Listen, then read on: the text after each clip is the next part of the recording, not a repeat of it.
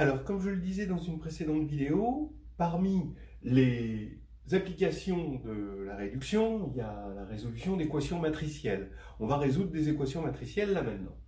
Donc, pourquoi c'est une application de la réduction? Parce que des équations matricielles, on a envie de dire que si on sait diagonaliser, alors on peut se ramener à la dimension 1.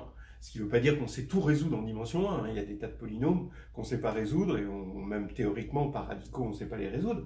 Mais si on sait le faire en dimension 1, on a envie de dire qu'il y a des chances de savoir le faire en dimension quelconque quand on a le côté diagonalisable. Mais quand ce n'est pas diagonalisable, c'est plus cher. Faut payer un peu plus avec des théorèmes style Jordan, etc., des invariants totaux. Alors, là maintenant, on attaque directement. On est sur un corps dont on ne connaît pas la nature. À la limite, si vous voulez, vous le faites d'abord sur C. Mais on est sur un corps dont on ne connaît pas la nature. Il faut résoudre, dans Mn de cas, l'équation x3, x cube, donc moins x égale 0. Voilà. Donc, on va dire essayer. Voilà, on va résoudre donc x3 moins x égale 0, où x est une inconnue qui est une matrice Nn à coefficient dans un corps K dont on ne sait rien a priori à part que c'est un corps. Vous allez me dire quel est le lien entre ceci et la réduction. Le lien il est simple, c'est que si x est solution, d'accord, alors px p-1 est solution, et réciproquement, évidemment. D'accord. Donc, vous avez, quand vous remplacez x par px p-1, ici au cube, ici vous remplacez x par px p-1, vous factorisez par p à gauche, par p-1 à droite, et là, vous obtenez 0, et donc ça fait P0, P-1, ça fait bien 0. Et inversement, parce que cela, il joue des rôles symétriques. Donc, ça veut dire quoi? Ça veut dire que les solutions, l'ensemble des solutions est stable par conjugaison. Donc, c'est une réunion, l'ensemble des solutions est une réunion de classes de similitude. Et la réduction, c'est l'étude des classes de similitude. Donc voilà, voilà le lien. Et donc, ça veut dire quoi dans notre stratégie de preuve? C'est de chercher des formes normales. C'est-à-dire, une fois que vous avez une forme normale, vous saturez la classe de similitude de cette forme normale et vous obtenez toute une classe de similitude. Et après, vous cherchez toutes les formes normales, solutions, et ça va vous donner toutes les classes de similitude solutions, donc toutes les solutions, puisque c'est réunion de classes de similitude. Voilà la stratégie. Alors, stratégie très générale, là, regardez bien, vous dites que x, alors, x traditionnellement c'est l'inconnu, mais x traditionnellement c'est aussi l'indéterminé dans les polynômes. Donc là maintenant, l'indéterminé je l'appelle y. Je suis en train de regarder y cube moins y dans l'algèbre des polynômes k de y. Donc maintenant, ce polynôme-là annule la matrice x. D'accord? C'est ça mon équation. Donc ici, je n'ai qu'à regarder s'il est scindé simple ou pas. Alors, y cube moins y, c'est y facteur de y moins 1 facteur de y plus 1. On a trois éléments qui semblent différents. Oui, attention, ils sont différents, caractéristiques différentes de 2, parce qu'en caractéristique 2, 1 est égal à moins 1. Donc je vais faire deux cas, la caractéristique différente de 2 et la caractéristique égale 2, que vous pouvez regarder dans une deuxième lecture, c'est un petit peu plus impliqué. Et borderline. Over the line! Donc maintenant, on est en caractéristique différente de 2, x est donc annulé par ce polynôme, qui est scindé simple, puisqu'on a une caractéristique différente de 2, on a 3 racines de z2 distinctes, et ici, x est donc diagonalisable. S'il est diagonalisable, c'est donc que S, dont on savait que c'était une réunion de classes de similitude, là je mets comme ça réunion disjointe de classes de similitude, eh bien j'ai qu'à chercher dans chaque classe de similitude un élément de forme normale. Mais comme c'est diagonalisable, c'est des classes de similitude diagonalisables, j'ai ma forme normale, c'est la diagonale des valeurs propres, et elle est unique à permutation près. Mais ces valeurs propres, ça veut dire que x est forcément et réciproquement de la forme P diag de lambda 1 jusqu'à lambda n fois P-1, c'est ça la diagonalisabilité, où P parcourt GLN de K, c'est ça les classes de similitude, et les lambda I, forcément, étant donné que c'est les valeurs propres de x, elles sont annulées par le polynôme. Ça, c'est quelque chose qu'on sait. On sait que les valeurs propres d'une matrice sont toujours annulées, sont racines de tout polynôme annulateur. Maintenant, la réciproque est fausse, d'accord, parce qu'on n'a pas pris le polynôme caractéristique ou le polynôme minimal, on a pris juste un polynôme annulateur. Alors, je vais donner un exemple. Donc, ici, on va prendre n égale 2, donc on est en dimension 2, on a des matrices de 2, ben, les diagonales, donc je m'intéresse juste aux formes normales, ça va être 0, 0, ben oui, ça, on va avoir la matrice nulle ici, là la matrice identité, là la matrice moins identité, bon, ben, elles sont bien solutions de l'équation, vous pouvez vérifier, et puis la matrice diagonale 0, 1, 0, moins 1, 1, moins 1, et voilà, c'est tout. Donc on a 6 classes de similitudes, puisque on peut avoir les formes normales. 6. Pourquoi 6? Eh bien, on a un cas général, une combinatoire, d'accord? On regarde le nombre, donc ici K1, ça va représenter le nombre de 0 que je vais mettre, K2 le nombre de 1 et K3 le nombre de moins 1. Les KI sont positifs ou nuls, d'accord? Là par exemple K2 et K3 sont nuls. Et il faut que la somme K1 plus K2 plus K3 soit égale à n, d'accord? Donc ici par exemple K1 est égal à 2 et puis les deux autres sont nuls. Là ici K1 est égal à 1, K2 est égal à 1, donc la somme, ça fait bien 2. Bon, alors, il faut connaître le cardinal, si on veut connaître le nombre de classes de conjugaison, il faut connaître le cardinal de l'ensemble des triplets d'éléments positifs, tels que la somme fait n. Et ça, eh ben, ça se fait facilement, c'est n plus 2, facteur de n plus 1 jusqu'à 3, et on divise par factoriel n. Alors, bon, je vais le faire après en appendice, parce que c'est toujours instructif de voir comment on fait ce genre de choses. La caractéristique, maintenant, 2. D'accord? Si on est en caractéristique 2, eh ben, on a toujours le polynôme, ce polynôme-là, qui annule x, mais cette fois-ci, ce polynôme, 1 est égal à moins 1, donc je remplace 1 par moins 1 ici, et ça fait y, facteur de y moins 1 au carré. Ce qui nous fait que x est annulé par un polynôme scindé, mais on ne peut pas dire simple. Donc là, borderline, on pense à la forme normale qui va être sous forme de réduite de Jordan, c'est-à-dire que x est égal à p diag de forme de Jordan p-1, où p parcourt GLN de K. Mais attention, pour les formes de Jordan, pour 0, ici, ça va être comme si on était en diagonalisable, c'est-à-dire que notre seule forme de Jordan, ça va être 0, et c'est une forme de Jordan qui doit être annulée par le polynôme y.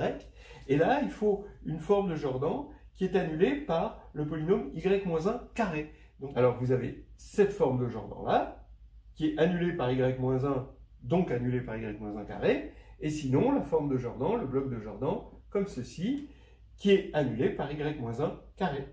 D'accord? Et après, les autres blocs de Jordan, par exemple ceci, d'accord? Et bien, eux, ils ne sont pas annulés par y-1 carré, ils sont annulés par y-1 cube.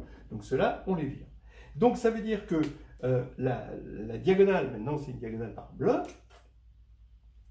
Si elle est de la forme JNI de lambda I, d'accord? Donc, ce que j'appelle JNI de lambda I, ça va être ici lambda I avec des 0 et des 1, et la taille c'est NI, d'accord? Ça va être ça, JNI de lambda I, ok? Et si lambda I égale 0, forcément NI égale 1, d'accord? Donc ça va être le bloc, juste le bloc nul. Si lambda I égale 1, maintenant, eh ben, ni est égal à 1, donc c'est ça, ce bloc-là, ou 2, ça va être ce bloc-là. Voilà. Voilà, puis maintenant, à permutation près, bien sûr, donc je peux commencer par les blocs 0, les blocs 1, et après, les blocs doubles. Ça veut dire qu'au niveau combinatoire, si on veut compter le nombre de classes de conjugaison, donc ça va être encore une fois l'ensemble des solutions de cette équation, c'est une réunion de classes de conjugaison. Maintenant, on connaît les formes normales. À partir du moment où vous connaissez les formes normales, vous saturez votre classe de conjugaison en passant par la conjugaison par P, et vous avez toutes les solutions. Et combien il y a de formes normales, donc combien il y a de classes de conjugaison, ça va être l'ensemble des triplés K1, K2, K3, tel que K1 plus K2 plus 2 K3, cette fois-ci, puisque là, on a un truc qui compte double, hein, d'accord. Ici, la somme doit être égale à n, puisque toutes ces matrices par bloc, donc K1, ça va être le nombre de 0, K2, ça va être le nombre de blocs 1, et K3, c'est le nombre de blocs comme ceci, 1, 0, 1, 1. Et bien sûr, la somme doit faire n. Voilà. Donc ça, je le calcule en appendice, et puis je vous laisserai après calculer ça comme exercice. Par charité, là, je vous donne quand même la réponse, puis après vous trouvez. Il faut calculer le terme en Tn dans le développement de Taylor de 1 sur 1 moins t carré, 1 moins t2. Voilà. Il faut chercher le terme en Tn de ça en faisant des dérivés. Voilà. Alors, juste un petit calcul de combinatoire sur le nombre de classes de conjugaison. On avait trouvé donc que x cube moins x en caractéristique différente de 2 égale 0, possède combien de classes de conjugaison? Autant de fois qu'on peut mettre dans un n-uplet, d'accord, des 0, des 1 et des moins 1. Voilà. Et on va fixer cet ordre. On commence par les 0, ensuite les 1 et les moins 1. Comme ça, comme c'est à permutation près, le fait de mettre les 0 d'abord, les 1 ensuite et les moins 1 après, ça va nous permettre d'avoir une forme normale pour l'ordre. Alors, donc, je vais appeler, je veux savoir combien j'ai de classes de conjugaison, donc combien j'ai de façons de trouver K1, 0, K2, 1, K3, moins 1, avec les KI, bien sûr, positif ou nul, hein, on peut ne rien mettre du tout, et surtout que K1 plus K2 plus K3 est égal à n. Donc le nombre de triplés possibles comme ça, je l'appelle AN, et je veux calculer A indice n. Alors ce que je dis, c'est que je regarde cette série géométrique avec les K1, la même, en fait c'est exactement la même série géométrique, mais je l'indexe par K2, et ici par K3. Donc c'est une série infinie, attention, hein. Donc quand je développe tout ça, je sais que j'ai une somme ici qui va me permettre de dire que la série, le produit des séries est égal à la série produit. Hein, donc ça, c'est quelque chose qui vient de la convergence normale, par exemple, hein, des séries sur leur rayon de convergence. Et ici, je vais avoir somme de n positif. Quel est le terme en Tn de ceci? Eh bien, c'est simplement, à chaque fois qu'on aura multiplié ça, par ça, et que K1 plus K2 plus K3 fera n. Et le coefficient qui va, c'est 1 fois 1 fois 1. Donc c'est le somme de 1, ici, avec K1 plus K2 plus K3 égale n. Mais ça, c'est bien le cardinal de ceci, puisqu'on met un 1 à chaque fois qu'on a une solution à ça, avec les KI positifs, bien sûr. Donc, c'est exactement le AN que l'on cherche. Donc, ça veut dire que le AN, c'est le terme en Tn de ce produit-là. Mais on sait que cette série c'est 1 moins 1 sur 1 moins t, là c'est 1 sur 1 moins t, 1 sur 1 moins t, donc ça fait 1 sur 1 moins t cube, j'appelle ça f de t, et je cherche le terme en t puissance n dans 1 sur 1 moins t cube. D'accord? Eh bien, je le connais, d'après Taylor, d'après la formule de Taylor, ce terme-là, on a unicité de la décomposition de Taylor, et donc ce terme-là, AN, c'est Fn de 0 sur factoriel n. Voilà, ça, c'est ma formule de Taylor pour f.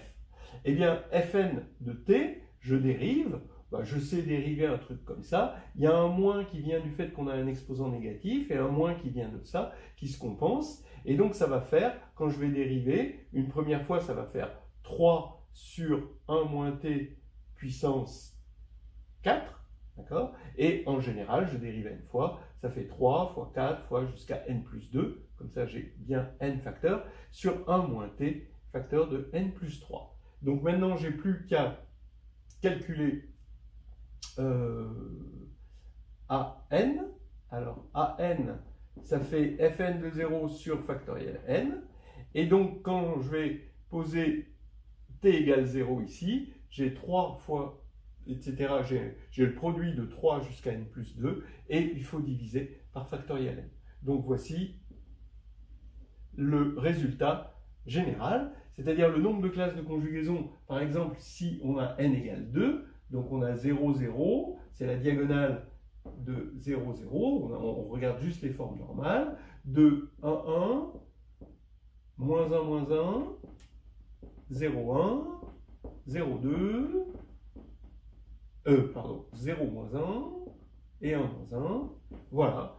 Et donc on en a, donc il faut que je rajoute des diags ici, et donc c'est exactement, on en a 6 exactement, et effectivement pour n égale 2, on regarde cette formule, ça fait 3 fois 4 sur factoriel 2, et ça fait 6. On avait un polynôme qui était scindé simple, après un polynôme scindé pas simple. Bon, faut quand même qu'on regarde un petit peu ce qui se passe s'il n'est pas scindé, mais quand même simple. Bon. Bon, après ça deviendra un petit peu compliqué. Quand je dis pas scindé mais quand même simple, ça veut dire pas scindé sur un corps, et puis simple quand on passe à la clôture algébrique. C'est-à-dire là on va être sur R et C. Donc on va résoudre x3 plus x égale 0 quand x appartient à Mn de R. Donc si vous voulez le faire, vous ne regardez pas. Je vais déjà lancer une stratégie. On a toujours le fait que l'ensemble des solutions est une réunion de classes de conjugaison. Ça reste vrai, ça ne change pas. Mais de classes de conjugaison de Mn de R. D'accord? On travaille sur R, on veut des solutions sur R. Et la stratégie, c'est la suivante. On monte, c'est-à-dire on travaille sur C, et ensuite on descend, c'est-à-dire que les solutions qu'on a cherchées sur C, on regarde lesquelles sont réelles et on fait du tri. D'accord? Et vous voyez bien que, je ne sais pas si vous préférez monter ou descendre, mais en tout cas, monter, c'est facile, parce que aller travailler sur C, c'est le paradis.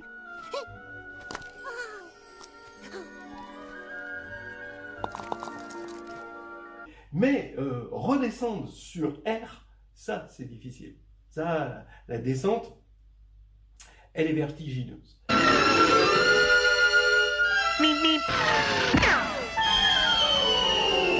Donc, allons-y. On va faire d'abord monter la partie facile, c'est-à-dire y3 plus y. On regarde dans C de y et on le factorise. Ça fait y facteur de y moins i facteur de y plus i. Bon, là, c'est scindé simple sur C. Donc, c'est exactement comme tout à l'heure.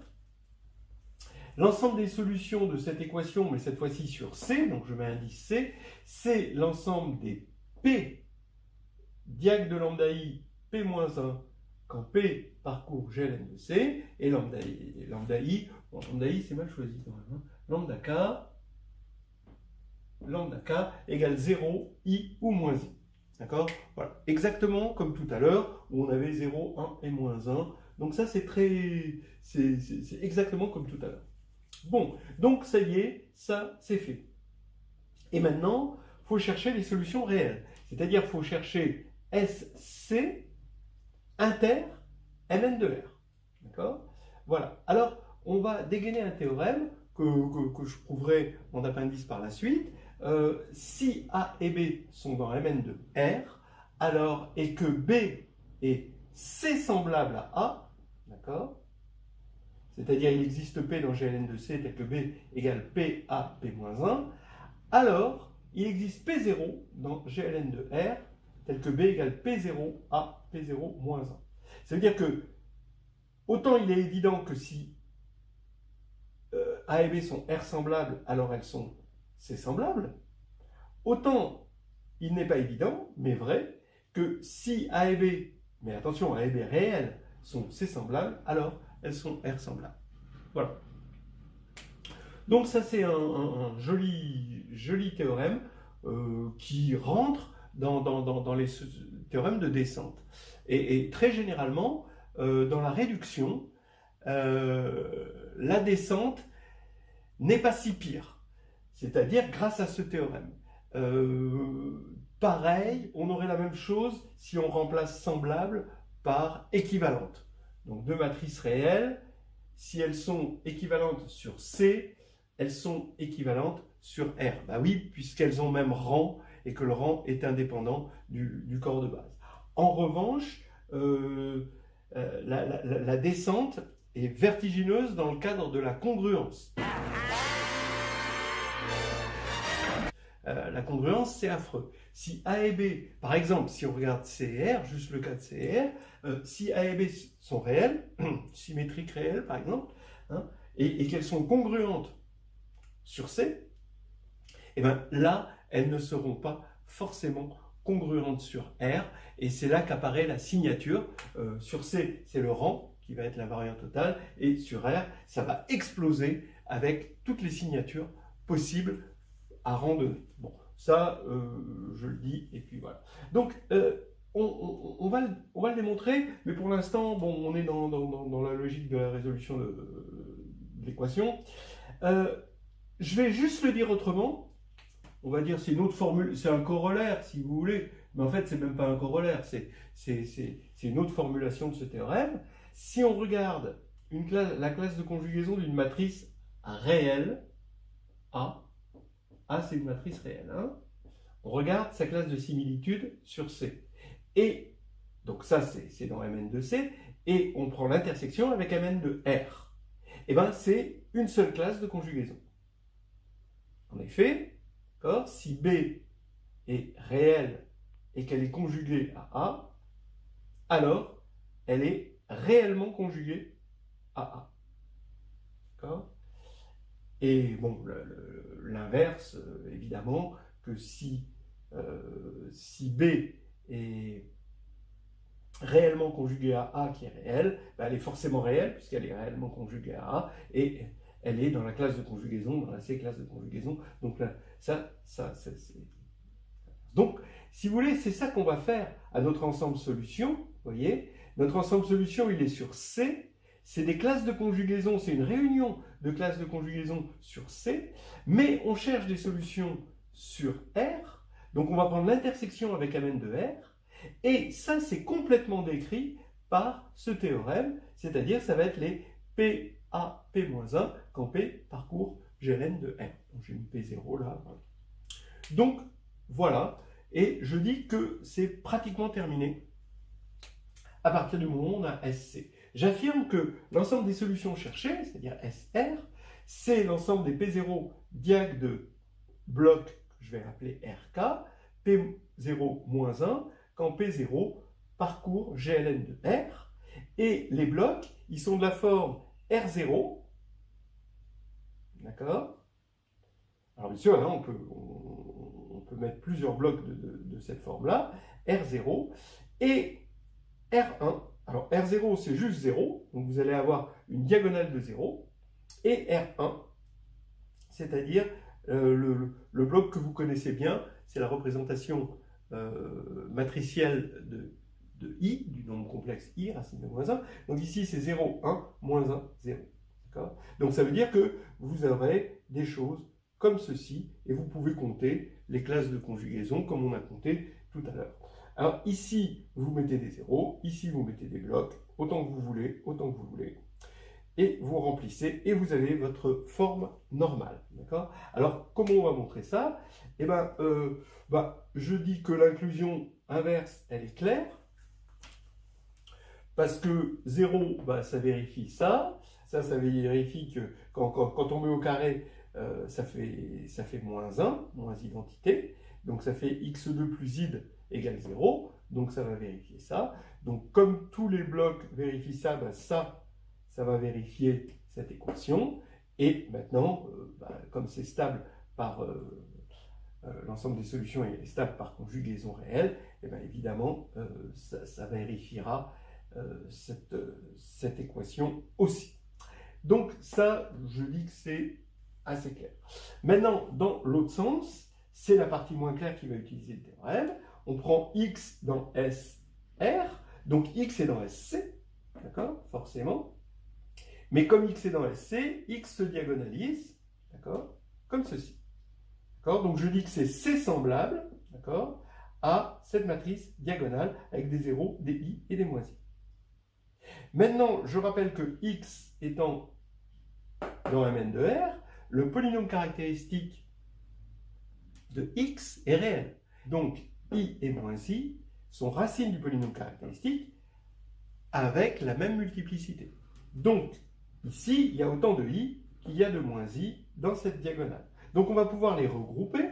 Donc, ça, c'est juste une permutation. Donc, x est C semblable à ça. Et puis, on regroupe, puisqu'il y a la même multiplicité, en matrice comme ceci. Mais, regardez cette matrice-là. C'est une matrice de 2. Et ses valeurs propres dans C, son polynôme caractéristique, c'est x2 plus 1. Donc, ses valeurs propres, c'est i moins i. Elles sont distinctes, donc c'est diagonalisable sur C. Et donc, c'est semblable à ça. Ça, c'est assez évident. Ce qui va faire que chaque bloc ici va être C semblable à ça. Donc ici, globalement, on globalise avec tous les blocs, cette matrice-là va être C semblable à cette matrice-là.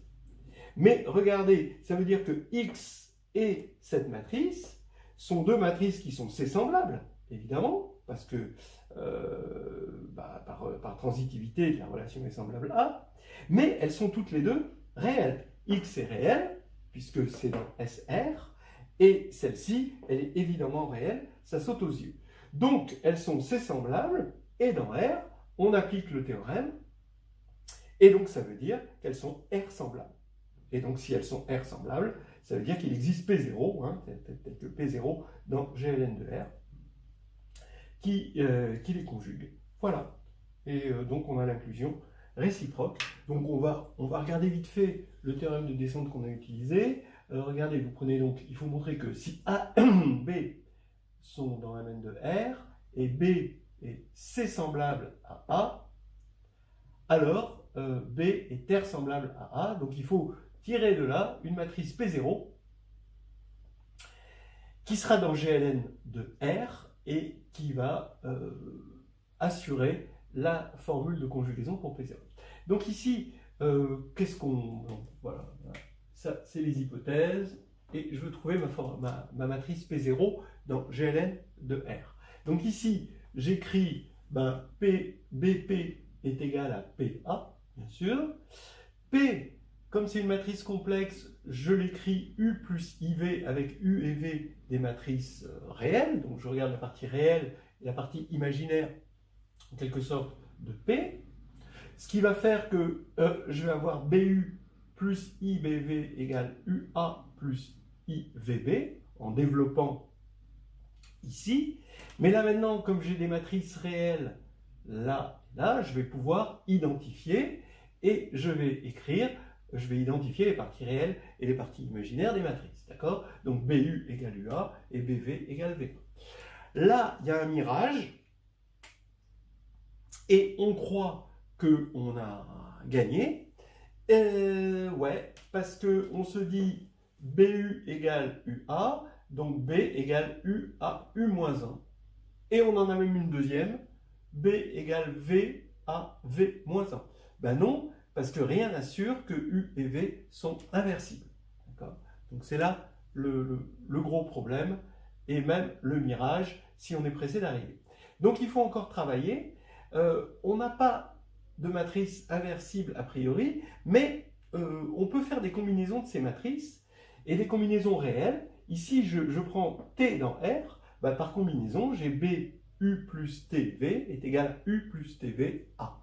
Bon, donc si j'arrive à trouver une matrice ici, donc qui est forcément réelle, parce que U, V et T sont réels, et inversible, parmi toute cette famille, je me donne plus de chances d'avoir ici une matrice inversible.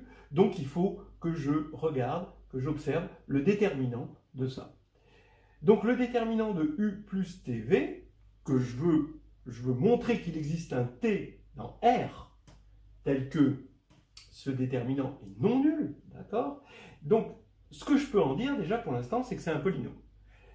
Donc je prends un polynôme, je l'évalue en T, et effectivement, ça me donnera z de U de TV. Donc attention, tel que c'est défini, ça c'est une fonction polynôme, mais je prends un polynôme qui correspond à cette fonction polynôme. Donc là, Q, attention, c'est un polynôme en...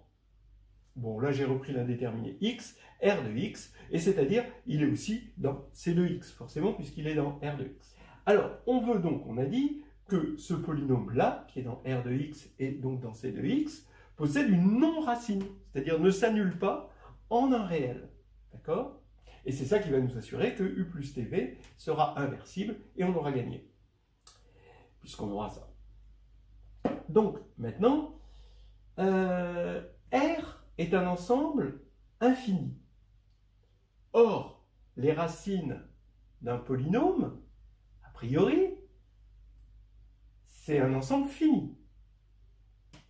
D'accord? Donc il y a forcément une non-racine. Sauf, ça c'est le deuxième mirage, d'accord? Sauf qu'il y a un polynôme qui a une infinité de racines, c'est le polynôme nul. Donc il faudrait dire un polynôme non nul sur C possède un nombre fini de racines. Même un polynôme non nul possède un nombre fini de racines. Donc, si on veut pouvoir l'appliquer à R, qui est infini, il faut montrer que Q est non nul. Oui, ben oui, Q est non nul en tant que polynôme ici, donc en tant que polynôme ici, ça revient au même, hein, ils partagent le même zéro, hein, c'est deux trucs. Donc ici, pourquoi il est non nul? Parce que quand je vais l'évaluer en I, alors j'obtiens det de U plus IV. Et, ben oui, mais det de U plus IV, U plus IV, c'est P. Et det de P, c'est non nul parce que P, il est dans le GLN de C. Donc ici, c'est non nul. Et puisque Q de I est non nul, ça voulait dire que Q est non nul en tant que polynôme complexe, donc en tant que polynôme réel aussi. Voilà. Et donc on a gagné. On a prouvé que ce T existait parce que R est infini et que Q possède un nombre fini de racines. Voilà. Alors, je signale le grand théorème de descente qu'on peut trouver prouvé dans les histoires hédonistes. Hein,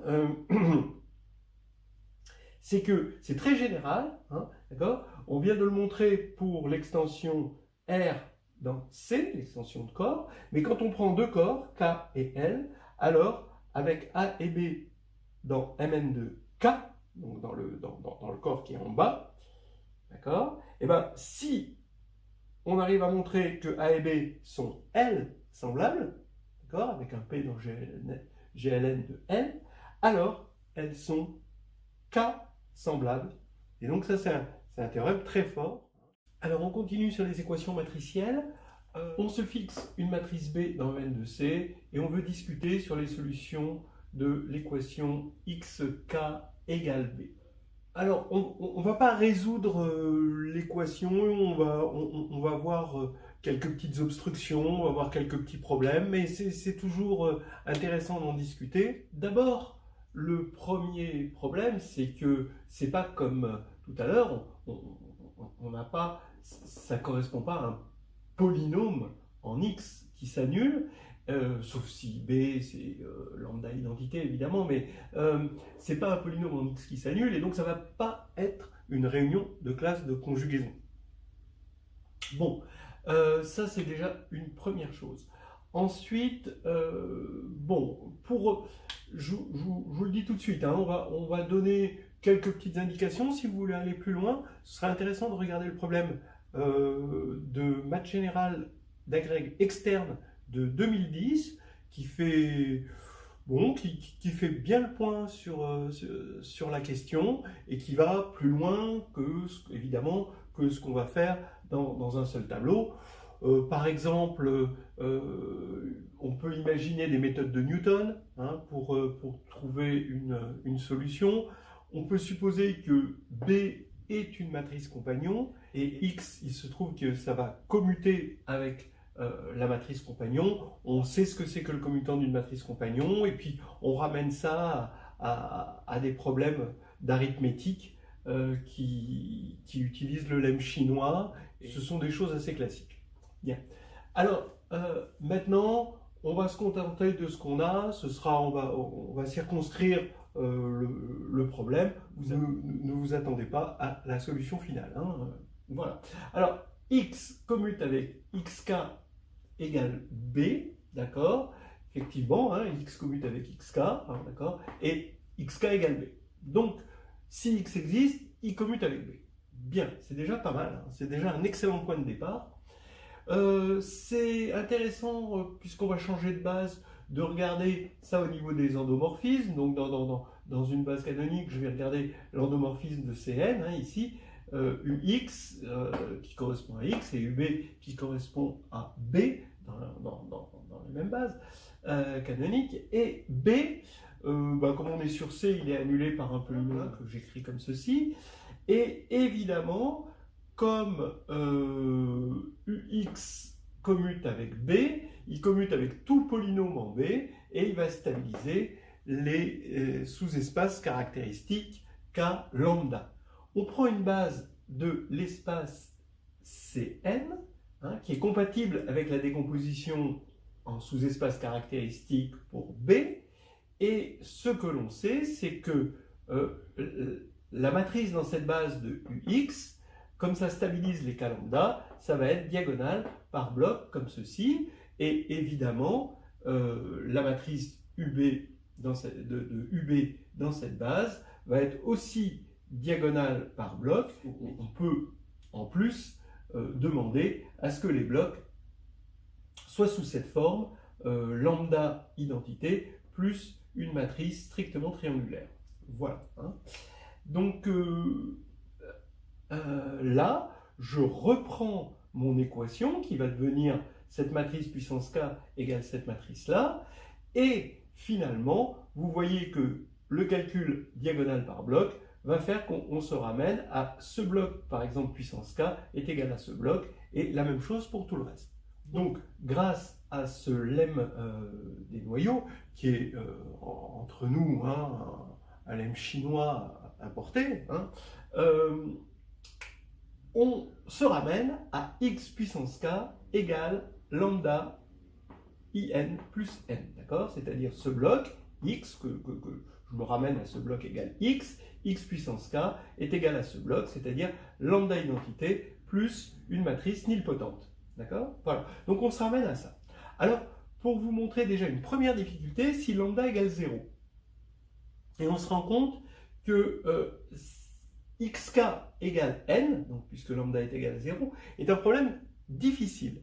Alors, bon, s'il y a des gens qui veulent aller vers ça, ramenez-vous à des tableaux de Young, hein, et puis regardez, donc ça c'est pour ceux qui connaissent les tableaux de Young, ramenez-vous à des tableaux de Young, hein, vous regardez le chapitre 3 de H2G2, où vous avez une explication des tableaux de Young, et ramenez ce problème, qu'est-ce que ça veut dire en termes de tableau de Young? Pourquoi? Parce que si x puissance k égale n et que n est nilpotente, ben c'est que x est nilpotente. Donc elle va être indexée par des tableaux de Young et essayer de traduire cette chose. Mais pour tout le monde, ben regardons k supérieur à n. Rien que le k k supérieur à n, donc pour k assez grand finalement, eh ben, je vais mettre à la puissance n, ça fait x puissance kn égale n puissance n, mais n puissance n, comme on est en taille n, ben, par Cayley-Hamilton, ça fait 0, donc x est une matrice nilpotente, mais si x est une matrice nilpotente de taille n, par Cayley-Hamilton, x puissance n égale 0, mais maintenant n c'est x puissance k, et x puissance k c'est x puissance n fois x puissance k moins n, puisque k est supérieur à n, donc ça fait 0, parce que x puissance n égale 0. Donc n est forcément nul. Vous ne pouvez pas avoir des racines km de n pour k grand, hein, pour k supérieur ou égal à n par exemple. Et si k est inférieur à n, alors c'est possible, mais ça va dépendre des invariants de n. Voilà. Maintenant, on va s'attaquer à un cas un peu plus positif, le cas où lambda est différent de 0. Et ici, donc ça veut dire que maintenant, quitte à changer x en x sur mu, alors mu c'est un nombre complexe tel que mu k égale lambda, c'est très facile de trouver des nombres complexes mu tel que mu k égale lambda, il suffit, ce lambda différent de 0, d'en écrire sa décomposition polaire, et donc on obtient les mu solutions. Et donc on divise là par lambda des deux côtés, donc par mu k, donc ça veut dire qu'on a x sur mu, le tout puissance k est égal à in plus n sur lambda, mais n sur lambda est aussi nilpotente, je le remplace par n, et donc finalement je me ramène à une équation de type xk égale in plus n. Voilà, donc ça c'est pratique. Et là maintenant, pour cela, je vais utiliser un lemme, mais c'est vraiment un tout petit lemme, hein, c'est vraiment un petit lemminou. Hein. Alors qu'est-ce qu'il dit ce lemminou? Il dit que si P est un polynôme à coefficient de R, un vrai polynôme avec un déterminé grand X, alors maintenant quand on l'évalue en petit x, si dans un voisinage de 0, la fonction polynôme P de x est un grand O de xn, c'est-à-dire quand on fait P de x sur petit xn, c'est borné dans un voisinage de 0, alors forcément, hein, P est de la forme grand Xn Q. Avec Q, un polynôme évidemment réel. Voilà. Et bon, alors cet exercice, vous devez savoir le faire, c'est quelque chose qui est important à savoir faire. Hein. Comment on montre ça? Il faut montrer que Xn divise P, et donc on fait la division euclidienne de P par Xn. Donc P égale Xn Q plus R, et puis R, bah, ça va être un polynôme de degré inférieur à n-1, inférieur ou égal à n-1, mais je vais l'écrire ici, donc par l'absurde, je vais supposer que R est non nul, et donc je vais l'écrire Rn-1, Xn-1, plus etc., plus Rk, Xk. Je vais supposer que Rk est le minimum, tel que petit rk est différent de 0 par l'absurde, puisque R, j'ai supposé par l'absurde qu'il était non nul. Donc maintenant, je calcule Px sur Xn. P de x sur Xn, on va avoir, on divise par Xn, il va rester Q de x, qui lui est borné. Et là, il se trouve que ça va être équivalent, R de x sur Xn va être équivalent à Rk de xk sur Xn, donc Rk sur x puissance n-k. Je rappelle qu'ici Rk est non nul, c'est pour ça que j'ai le droit de prendre l'équivalent. Le reste, c'est quand x tend vers 0, c'est plus petit. Donc ici, je peux prendre cet équivalent-là, mais ici, c'est quelque chose de non borné, et donc c'est pas possible, parce que ça, c'était censé être borné. Donc c'est absurde. Ce qui est absurde, c'est d'avoir pris R non nul, donc R égale 0, et Xn divise P. Donc ça marche bien. Voilà.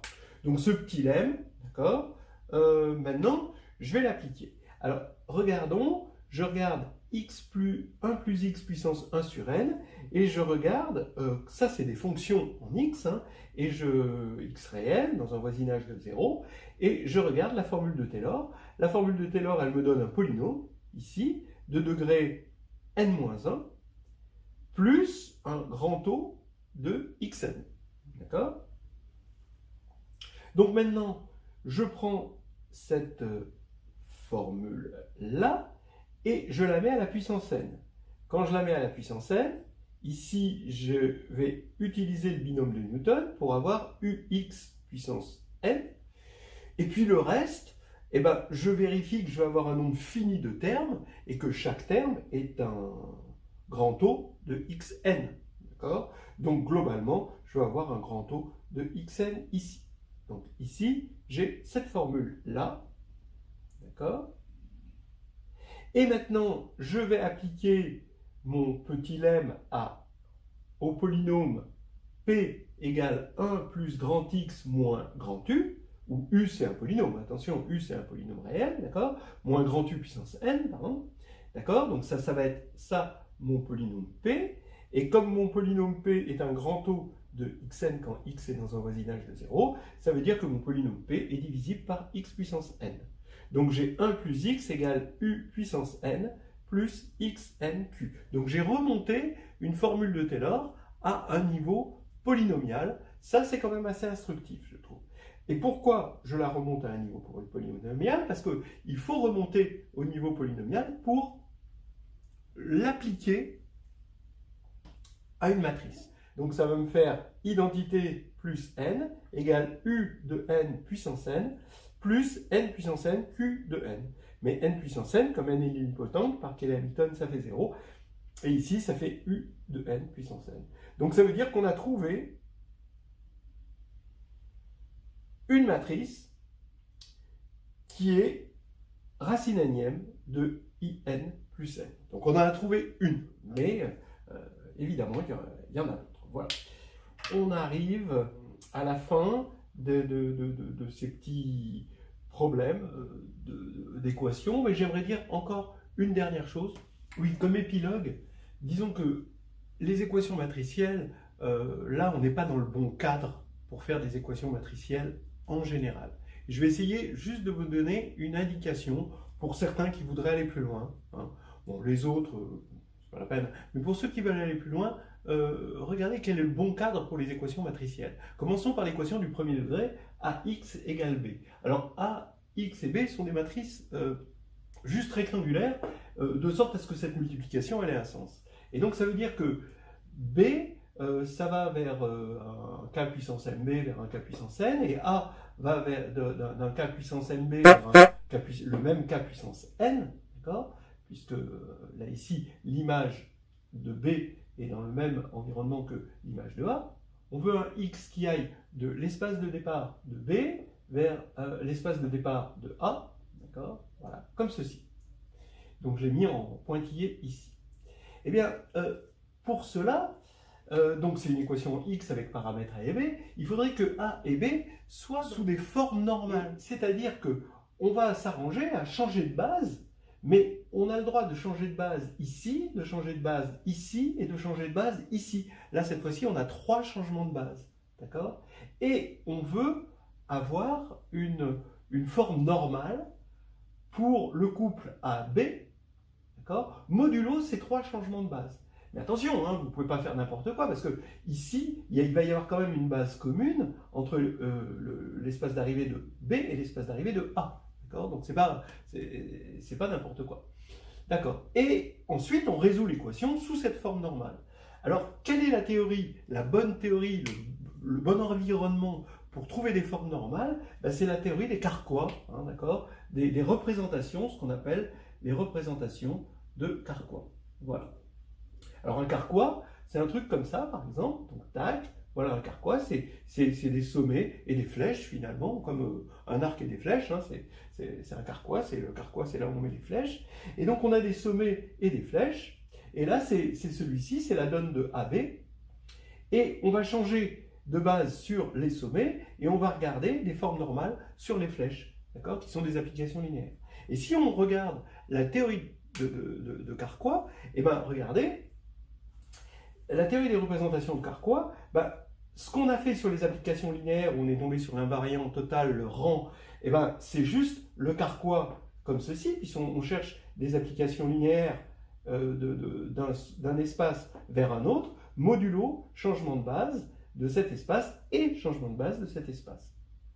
Quand on a étudié les endomorphismes, et ça nous a pris énormément de temps, et c'est le cœur du programme d'algèbre linéaire à la grecque, et ben, les endomorphismes, c'est juste ce Carquois boucle, d'accord? Donc, effectivement, on met un endomorphisme ici, ça revient à mettre une application linéaire là, d'un espace de départ, et l'espace dérivé sont les mêmes, donc on n'a qu'un seul changement de base possible. Voilà. Donc vous imaginez ce que ça peut être, les représentations de Carquois. Ceux qui sont tristes parce que ça s'est arrêté sur les endomorphismes, eh ben, la bonne nouvelle, c'est qu'on va pouvoir continuer. Et la suite logique du programme, qui n'est pas le programme d'agrègue, hein, mais le programme d'algèbre linéaire, c'est de regarder les représentations de Carquois, c'est-à-dire de faire des changements de base, mais avec un Carquois général. Et ça nous servira pour les équations matricielles, entre autres, évidemment. D'accord? Donc, bon, comme solution, donc, bon, on peut trouver des solutions si et seulement si im B est inclus dans im A, et après on peut trouver les solutions. Hein. Ça peut se faire à la main, hein, sans représentation de Carquois, mais la représentation de Carquois, je dis que c'est la bonne théorie et le bon cadre pour faire ceci. Par exemple, si on veut résoudre AXB égale C, et ben, d'inconnu X, la matrice, et ben, regardez, vous avez B ici, suivi de X, suivi de A, voilà, AXB, et ça, il faut que ce soit égal à C. Il faut trouver X, c'est en pointillé ici, et bien ça va revenir à chercher les représentations. On veut une forme normale pour ABC, pour se retrouver dans une équation un peu plus simple, tout en restant très générale, modulo changement de base, et ici, ça revient à étudier les représentations en fait, de ce Carquois-là. Voilà. Alors donc c'est fait dans le chapitre 3 d'un H2G2 qu'on a fait avec, que j'ai fait avec Jérôme Germany, le chapitre 3 de H2G2, mais c'est le H2G2 de 2015, c'est un espèce de gros pavé de presque 650 pages ou quelque chose comme ça, et c'est un recueil de choses qu'on peut faire avec la grecque, et pour aller plus loin, le chapitre 3 rentre complètement dans ce cadre-là. Voilà. Alors, dans la dernière vidéo, j'ai fait une petite typo, c'est-à-dire que dans le AK IN plus N, quand j'ai résolu à la fin, j'ai fait comme si K était égal à N qui est la taille de la matrice. Désolé. Bah, je disais justement à Saïd, ce pauvre plouc avec les mauvais yeux qu'il a maintenant, va bientôt falloir mettre des filets au bord de la route, pour pas qu'il aille se foutre dans le ravin. Pour me faire pardonner, j'en remets une couche sur ces histoires d'équations matricielles. Enfin, ce coup-là, on n'aura pas à creuser, c'est déjà ça. J'aime mieux quand opère en surface. Parce que parti comme t'étais l'autre coup, en améliorant un peu, il fallait amener les spéléologues. On veut trouver une matrice A telle que A puissance K égale identité plus N.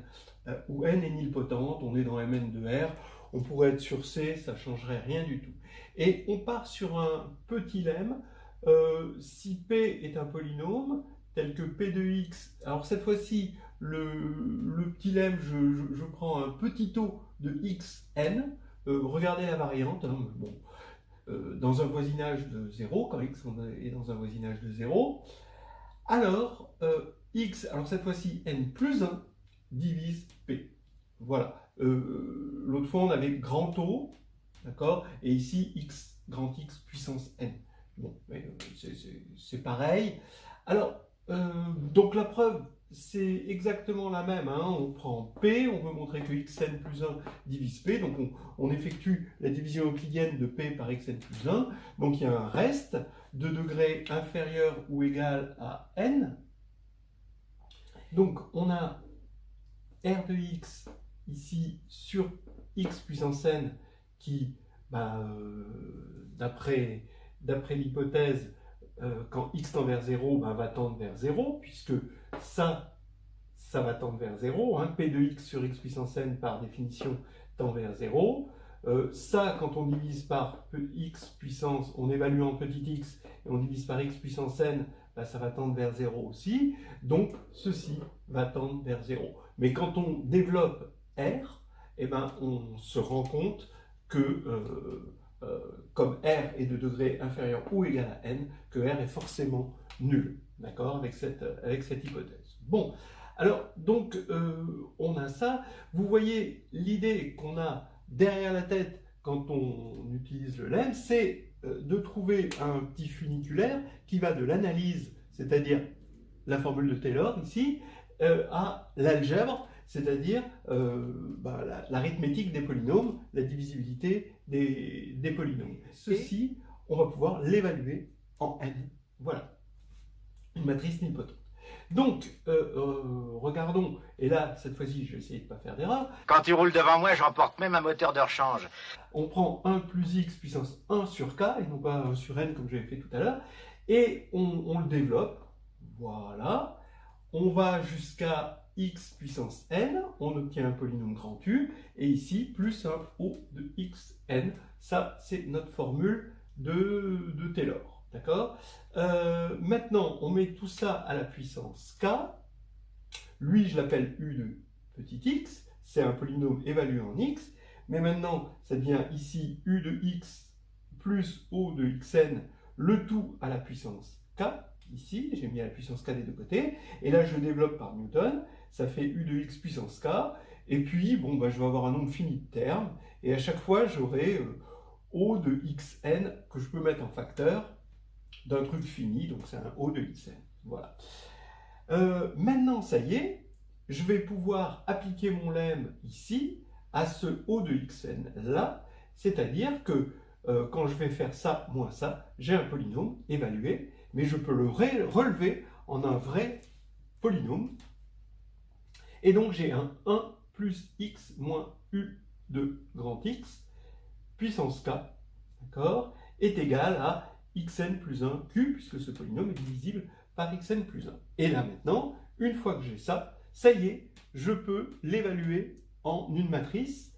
A priori, là, je l'évalue en n, la matrice nilpotente, ce qui veut dire que je vais avoir identité plus n moins u de n puissance k est égal à n puissance n plus 1 q, et n plus 1 n puissance n plus 1, ça fait 0, parce que n est nilpotente et qu'on est dans Mn de R. Bon, j'aurais pu même prendre 1 degré de moins. Mais bref, j'ai ceci, d'accord? Et vous voyez quelle était l'idée.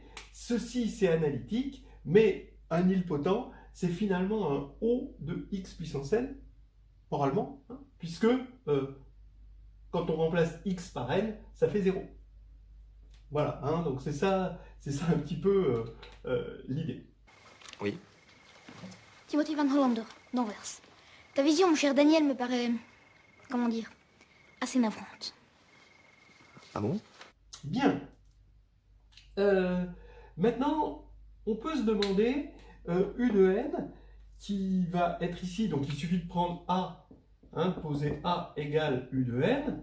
Oui, ok. C'est une solution, mais est-ce que cette solution est unique? Non, hein, déjà, vous voyez par exemple, vous prenez A2 égale identité, hein, d'accord, juste n égale 0, hein, grand n égale 0, vous voyez que vous avez A2 égale identité, vous avez tout un monde, hein, vous avez toutes les symétries, d'accord, d'accord, puisque A2 égale identité, c'est la formule générale des symétries, donc des symétries, hein, il y en a plein, hein, d'accord. Mais il y a moyen de dire oui, c'est unique si on impose que A est unipotente aussi. Voilà, l'explication c'est la suivante. Si on impose A unipotente, pourquoi on a unicité? Eh bien, en gros, parce qu'on a une fonction.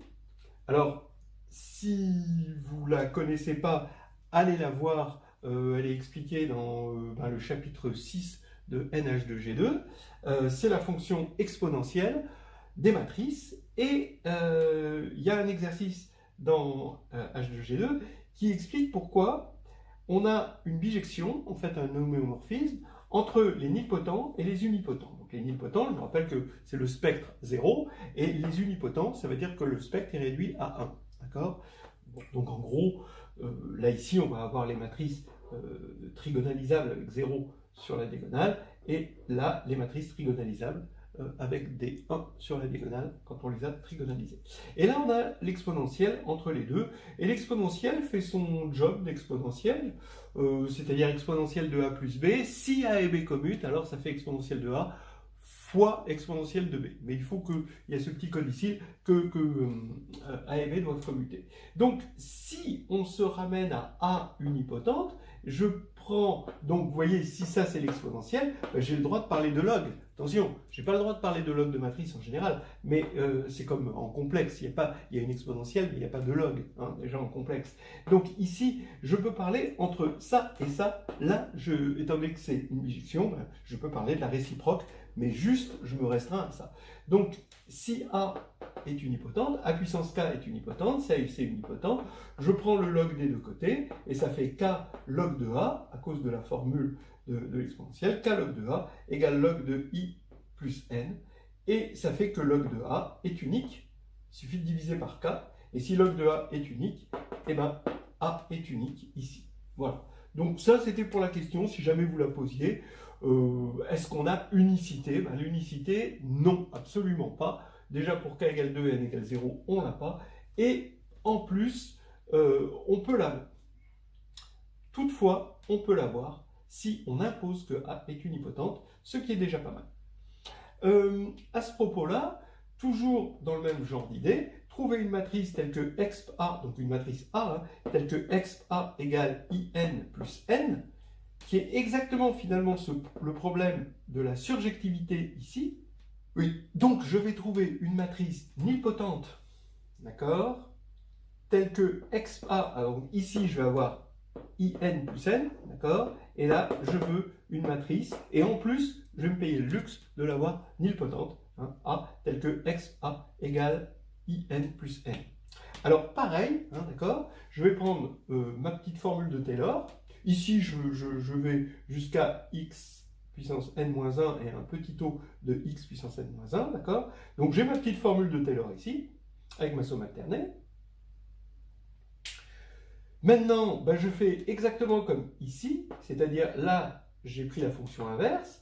Donc là, je prends la fonction inverse, donc je prends l'exponentielle, donc ça fait 1 plus x, et l'exponentielle de tout ça. Donc l'exponentielle de tout ça, ben, ça va faire l'exponentielle de ce que j'ai appelé ici u de x fois exponentielle de petit o de xn-1. Et là, ben, je développe mon exponentielle ici, u de x plus u de x2 sur factoriel 2 plus etc. etc. D'accord? Je m'arrête à u de x n-1 sur factoriel n-1. Et comme u de x est équivalent à x, et ben ici, je vais avoir après un o de x n-1, d'accord, quand je vais développer ça, et quand je vais multiplier par l'exponentielle de cette chose-là, je vais avoir aussi un o de x n-1, donc globalement, c'est un truc plus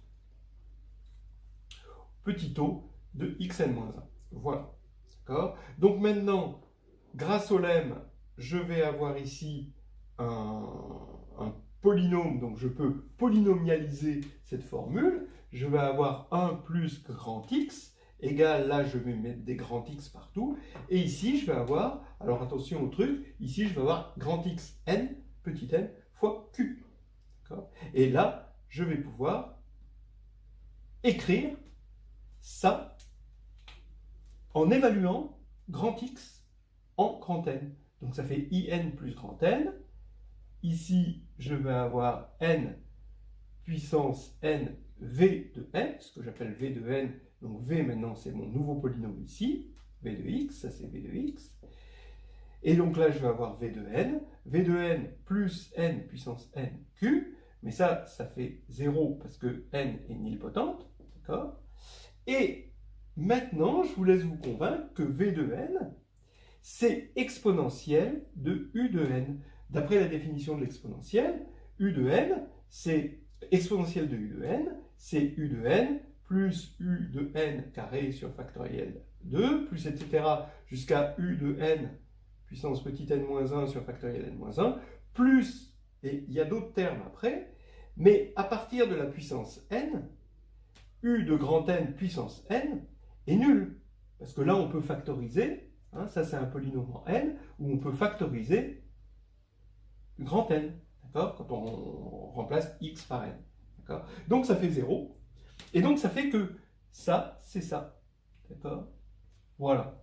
D'accord. Et avec un égale ceci, où on s'est arrêté à n-1, parce qu'après, de toute façon, il n'y avait que des zéros. Donc vous voyez, on a trouvé, donc ici, cette matrice-là, je vous laisse vous convaincre qu'elle est nilpotente. D'accord. Donc on a trouvé une matrice nilpotente, ça va être ça, la matrice A que l'on cherchait, qui est nilpotente, d'accord, et qui vérifie que l'exponentielle, c'est in plus n, donc la matrice unipotente dont on était parti, d'accord, in plus n. Voilà. Bon, après, si on impose la matrice A unipotente, alors c'est unique. Bon, je vous laisse regarder ça. C'est un exercice de NH2G2. Hein, voilà. Ce qu'il faut avec lui, c'est attendre qu'il s'épuise, et surtout pas moufter. Hein. Si jamais t'as le malheur de dire un mot, un seul, c'est comme si tu mettais 2 thunes dans le bastringue, ça s'arrête plus.